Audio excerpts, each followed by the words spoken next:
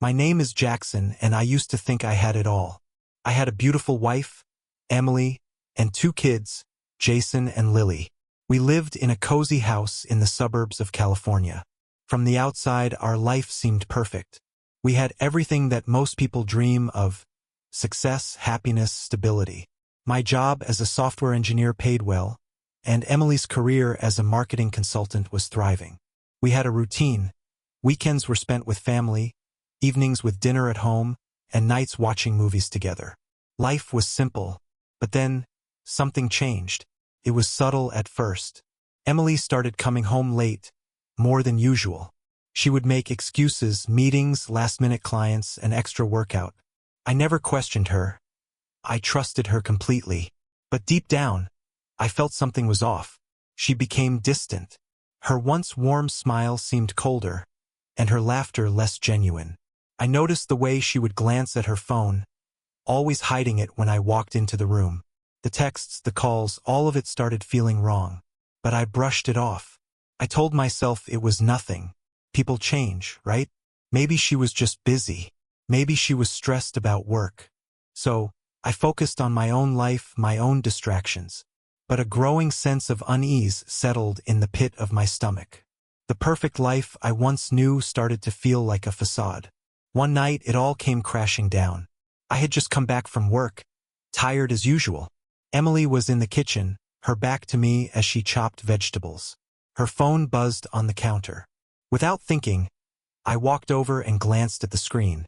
A message from a man named Ryan. "Can't wait to see you tonight. I'll be thinking of you all day." My heart skipped a beat. My breath caught in my throat. I don't know what I was expecting, but this wasn't it. The text was too intimate, too personal. I felt my chest tighten, my blood boil. I turned to Emily, and she must have sensed something in my eyes because she froze. "Who's Ryan?" I asked, my voice low, almost a whisper. She looked at me, her eyes wide, and for the first time in a long while, I saw fear. But it wasn't the kind of fear I had hoped for: remorse, guilt, regret. It was the kind of fear you get when you know you've been caught. "Jackson, I can explain." I wasn't ready to hear the explanation. Not yet, but I already knew. I felt it in my gut.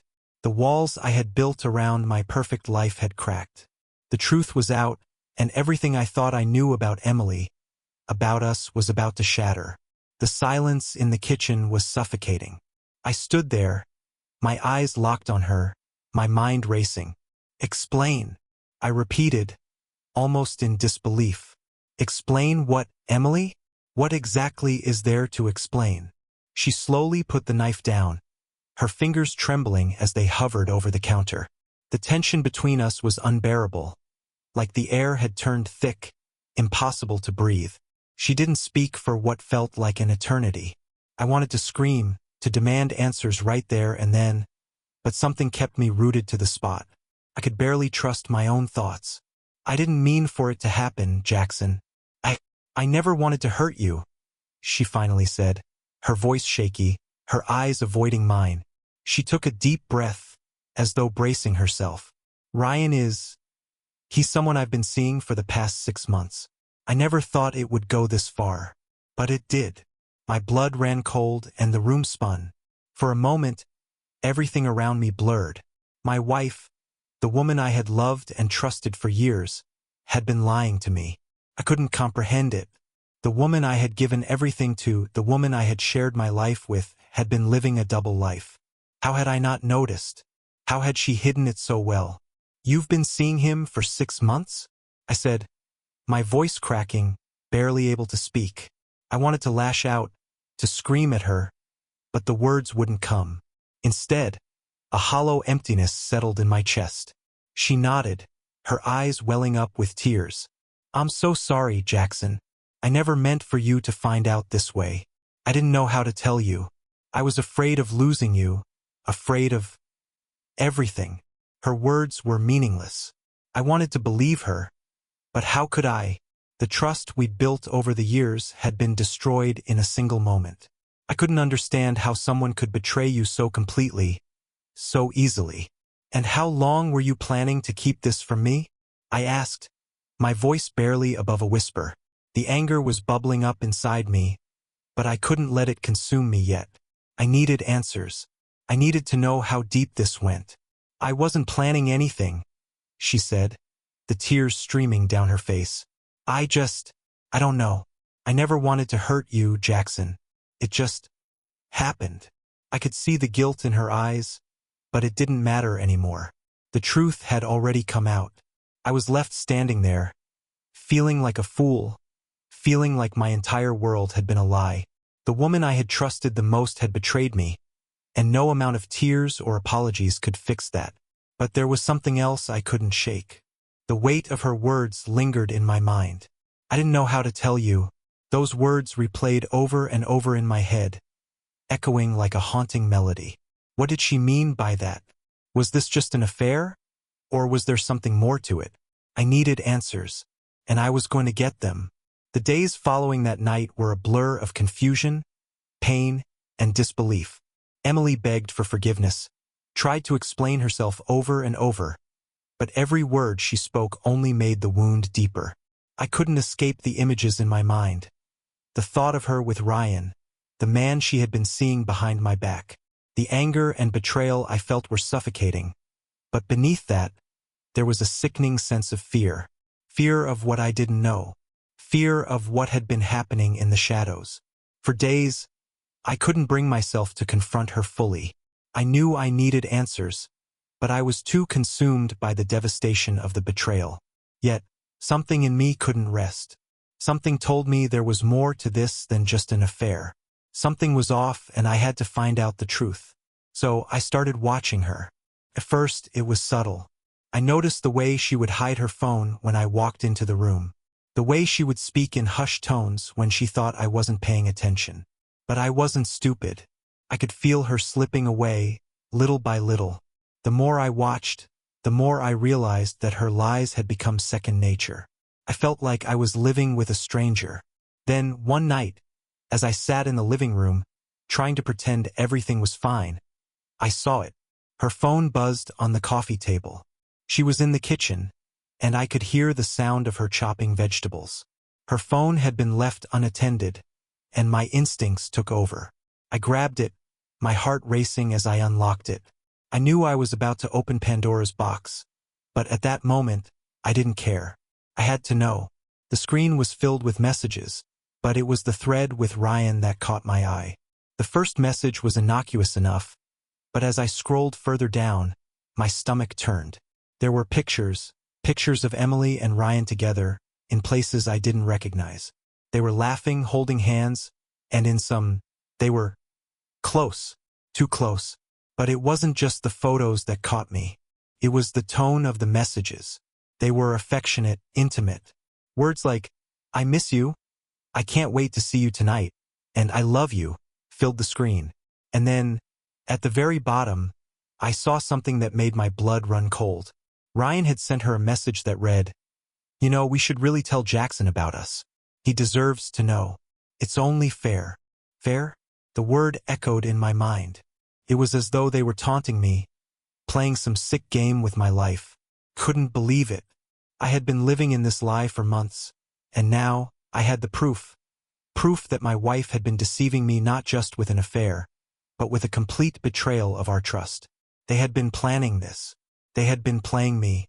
I sat there for what felt like hours, staring at the messages, my heart pounding in my chest.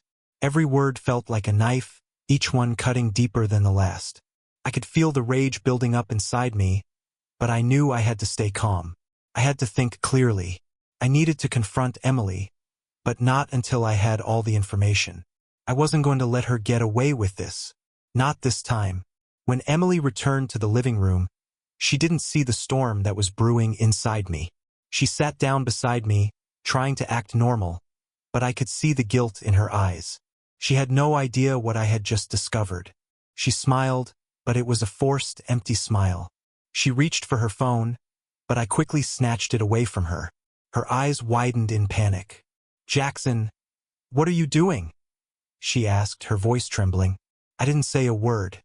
I opened the messages one by one, letting her see everything. I watched as her face went pale, her hands shaking. She didn't try to explain herself this time. She didn't even attempt to apologize. The silence between us was deafening. It was no longer about forgiveness or regret. It was about the truth, and I was done being the fool. "Jackson, please. I didn't mean for it to happen this way," she stammered, her voice barely above a whisper. I looked at her, and for the first time, I realized that this woman wasn't the person I had married. This woman was someone else. Someone I didn't know. Someone who had betrayed me in the worst way possible. "You've been planning this, haven't you?" I said, my voice steady, though it felt like my world was crumbling around me. "You and Ryan. You've been lying to me, playing me the entire time." Her lips quivered, but she didn't respond. There was nothing left to say. She had no excuse, no explanation that could undo the damage. I had seen everything, and now there was no going back. The days after discovering Emily's secret life were like a nightmare I couldn't wake up from. Couldn't sleep. Couldn't eat. The image of her with him, Ryan, kept playing in my head, over and over. I felt nauseous every time I thought of how she'd betrayed me. I'd spent years building a life with her, and now I was left to pick up the pieces of a shattered trust. I couldn't move forward without confronting Ryan. He had to face me. I needed to know how deep this ran, and I needed him to understand the consequences of what he had done. Emily, on the other hand, seemed to think this would all just blow over. She apologized endlessly, begging for forgiveness, but I couldn't hear her anymore. The words had lost all meaning. She was just part of the lie now. It was a Friday afternoon when I decided to meet Ryan. I didn't care about the time or place, I just needed to see him, look him in the eye and understand how a man could do something so vile. I had his address thanks to the phone, and I was going to make sure he knew who I was. There was no turning back now. The decision was made. I drove to his place, an apartment in a slightly upscale part of town. As I parked outside, my hands were shaking. I could feel my heart racing in my chest. This wasn't just some confrontation. This was the beginning of something irreversible. I was going to find out everything, and then I was going to make him regret it. I rang the doorbell, my finger almost numb from pressing it. Ryan opened the door, his expression unreadable. He was tall, well-built, with short brown hair and an easy, confident smile. But that smile faded the moment he saw who was standing in front of him. "Jackson."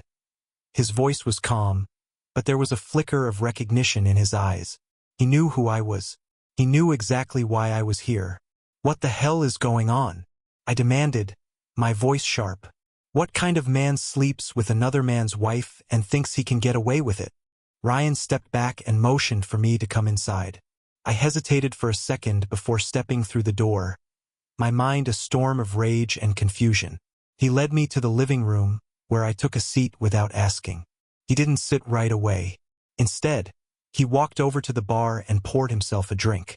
The audacity of it all, this man, sitting there as if nothing had happened. "I think you know why I'm here, Ryan," I said, unable to control the venom in my voice. "You're sleeping with my wife. You think that's okay?" He leaned against the counter, sipping his drink, as if this was just a casual conversation. "Look, Jackson, it wasn't planned, all right?" He looked up at me, his eyes cold. "Things just happened. You know how it is. Emily and I have chemistry. You can't control that." I felt my blood boil. "Chemistry?" I spat, the word tasting bitter on my tongue. "You think this is just some chemistry thing? You're destroying my family, Ryan, and you act like it's nothing." He raised his eyebrows, unfazed. "I'm not trying to destroy anything, but let's be honest here, Emily wanted this. She chose me. I didn't force her into anything. And if we're really going to talk about betrayal, you should look at yourself first." His eyes bored into mine. "You've been too busy with your job to even notice her slipping away. Maybe you should have paid more attention." His words stung more than I'd like to admit, but they didn't matter. I wasn't here to listen to his excuses. I wasn't here for any of this. I was here to make sure he understood the consequences of what he had done. I stood up abruptly. "You think she loves you?" I said, my voice shaking with anger. "You think she's going to leave me for you?" You're just another one of her mistakes. I'm going to make sure she understands that." Ryan stared at me for a moment, his face unreadable. But there was something in his eyes now, a flicker of doubt, a flicker of fear. "You're not going to do anything stupid, Jackson," he said, trying to sound confident. But there was an edge to his voice now. "Don't worry," I said coldly, walking toward the door. "I'm not stupid, but you're going to regret this. Both of you are." As I left his apartment, the weight of what had just happened settled on me. I had confronted the man who had been part of my destruction, and now there was no going back. Emily had made her choice, and I was going to make sure she paid for it. But little did I know, this was only the beginning of a much darker path. The days following my confrontation with Ryan were filled with a thick, unsettling silence. Emily and I existed in the same house, but it felt like we were strangers living in the same space, bound only by the weight of our shared history and the unbearable tension that hung in the air between us. I could feel her eyes on me when she thought I wasn't looking, a mixture of guilt and fear, but no longer the warmth I had once seen. She had hoped that everything would somehow just go back to normal. But how could it? The betrayal was too fresh, too raw. She had crossed a line that could never be undone. I tried to talk to her, to ask her what she had felt for Ryan, what had driven her to destroy everything we had built. But every time I opened my mouth, the words felt useless. She wasn't the woman I had married. She was someone else now. I wasn't sure who, but the person sitting across from me at the dinner table wasn't my wife. "I don't know what to say, Jackson," Emily whispered one night, her voice barely audible as we sat across from each other. "I've made so many mistakes. I don't expect you to forgive me. I just want to fix things." I laughed bitterly, the sound empty and hollow in the quiet of the room. "Fix things?" I echoed. "You've already ruined everything. What's left to fix, Emily? You've already made your choice." She reached out, her trembling hand hovering over the table between us, but I pulled away instinctively. It wasn't the touch I once craved. It was a touch of desperation, of guilt, and it felt suffocating. I couldn't let her touch me anymore. I couldn't let her get any closer.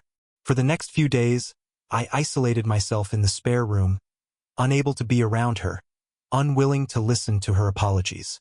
I went to work, came home, and withdrew further into myself. I didn't know what I was doing anymore.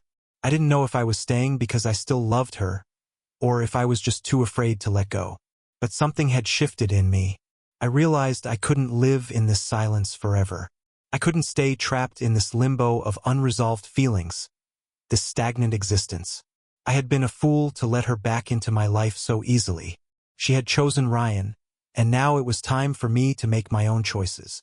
One night, after another tense dinner filled with unsaid words, I decided I was done. I couldn't live in this toxic space any longer. I had already faced my worst fear, her betrayal, but I knew there was something worse still to come. If I stayed with her, I would never heal. I would always be looking over my shoulder, waiting for the next lie to fall from her lips. So I did what I never thought I would do. I told her it was over. "I'm leaving," I said, my voice steady but filled with something dark. "This isn't working, Emily. You and me, we're done." Her face twisted in disbelief. "No, Jackson, please, don't do this. I love you. I made a mistake. Please, we can fix this. I'll do anything. Please don't leave me." I could see the desperation in her eyes, but it wasn't enough. I had nothing left to give her. My heart had been shattered, and no amount of begging was going to put it back together. "You had your chance," I said coldly, turning my back to her. "You chose Ryan. Now, I'm choosing myself." The silence that followed my words was suffocating. I felt her eyes burning into my back, but I didn't turn around. Couldn't. I wasn't sure if she was crying or if she was angry, but I didn't care anymore. I was done. This was the end. As I packed my things, I couldn't help but wonder about Ryan. He was part of this destruction, but so was she. It was time for me to stop focusing on them. I needed to focus on myself now. I needed to heal, to move forward, and to leave this chapter of my life behind. But deep down, I knew that my journey wasn't over. Something inside me had changed, and it was only a matter of time before the consequences of their actions would come to a head. The next few weeks were a whirlwind. Moving out of the house was the hardest part. Leaving behind everything I had once believed in, everything that had once felt like home. Emily had begged me not to leave. She had even tried to change, to show me that she was truly sorry. But it was too late. The woman I had loved, the woman I had built my life with, no longer existed. She had been replaced by someone else, a stranger who didn't care about the vows we had made, about the family we had built. She had torn it all down, piece by piece. I rented a small apartment on the outskirts of town. It was nothing like the home I had shared with Emily. It felt cold and empty, but in a way that made it easier. There were no reminders of our past life here. No happy family photos, no traces of our shared history. It was just me, alone, in a small room filled with the echoes of what had once been. But despite the emptiness, there was a strange comfort in being away from her. The constant anxiety, the unbearable silence of our home, was gone. The weight I had been carrying around for months was finally starting to lift. Still, I couldn't shake the feeling that something wasn't right. Emily had done something unforgivable, but Ryan was no better. He had taken something from me that he had no right to touch. I couldn't just walk away and let them have their life. I needed closure. But more than that, I needed justice. And that's when the idea came to me. I didn't want to destroy Emily, at least not in the way you might think. No, that would be too easy. I wanted her to feel the same hollow emptiness I felt inside, the same sense of loss. I wanted her to understand the depth of her betrayal. But Ryan was the one who had crossed the line with me. He hadn't just slept with my wife, he had been smug, too. He had acted like it was all a game. He hadn't felt the sting of the damage he caused. That was going to change. I started to plan. And I wasn't going to do it in the way she expected. I wasn't going to confront them again. That wasn't enough. I needed something more. Something that would hit them where it hurt the most. Over the next few days, I gathered information. I had connections in places they didn't even know existed. Ryan's business dealings, his personal life, nothing was off limits.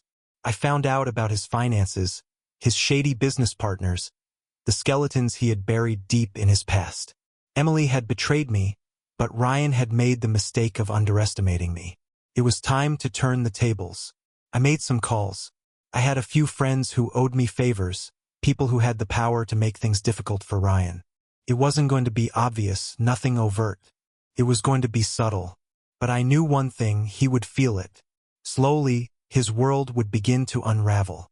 The first step was to target his business. He was involved in a few high-risk ventures, and I knew exactly where to hit him. I started spreading rumors about his company. Small things at first, leaks, lies, whispers about mismanagement, about shady dealings. Nothing direct, just enough to plant seeds of doubt. The kind of things that would eventually spread through the right circles and tarnish his reputation. The kind of things that would make his business partners start questioning him. Next, I began digging into his finances. I wasn't going to bankrupt him, but I knew a few people who could make his life difficult. I made sure to throw just enough suspicion on his tax records, enough to get the right people questioning his business dealings. I didn't need to do more than that. I knew it would be enough to get him sweating, to get him scrambling to fix things. But I couldn't just leave Emily out of it. She had to understand that what she did wasn't without consequences. She needed to feel the weight of her actions the same way I had. So I took a different route with her. It wasn't about making her life difficult. It was about stripping away her security, her comfort. I knew that Emily's career was important to her. She had worked hard to build her reputation, to establish herself in the marketing world. So I made sure to subtly undermine that.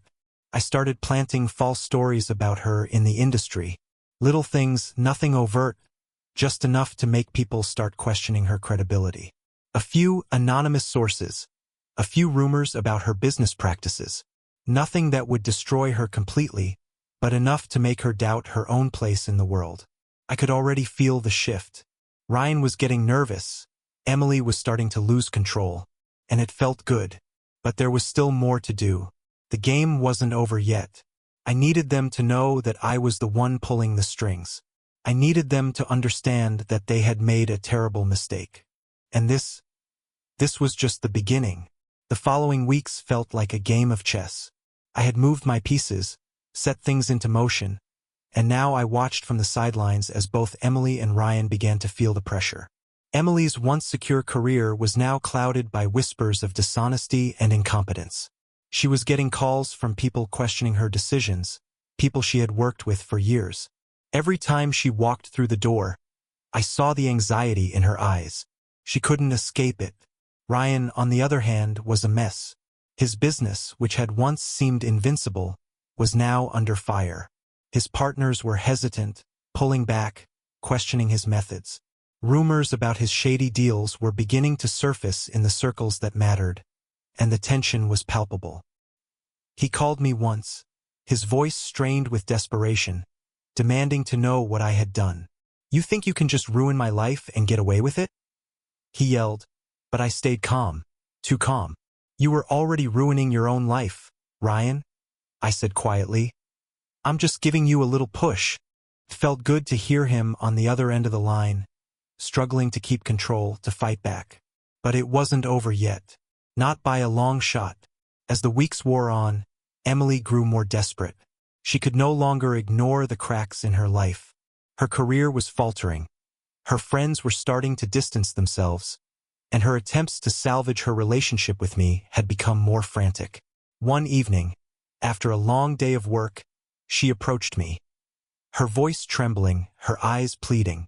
"Jackson," she whispered, "I know I've ruined everything.